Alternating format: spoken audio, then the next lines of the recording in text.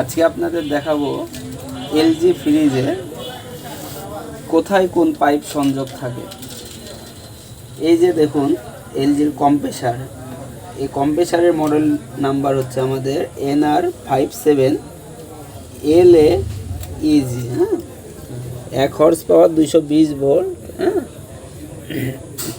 তো আমরা এই জিনিসটা কম্প্রেসারের কানেকশন কোথায় কোথায় মূলত থাকে, এইটা আমাদের মূল টপিক।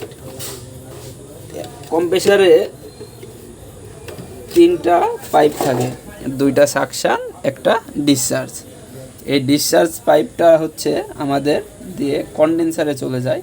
কন্ডেন্সারের অপর প্রান্ত থেকে ফিল্টার হয়ে ক্যাপিলারি পাইপের মাধ্যম দিয়ে, ক্যাপিলারি টিউব দিয়ে আমাদের চলে যায় ভিতরের ইভাপোরেটর, মানে চেম্বারে চলে যায়। চেম্বারে যাওয়ার পরে তখন ওখান থেকে রিটার্ন হয়ে চেম্বারের অপর প্রান্তটা আসছে আমাদের এই সাকশান দিয়ে গ্যাসটা আবার টেনে সে কম্প্রেসার নিচ্ছে।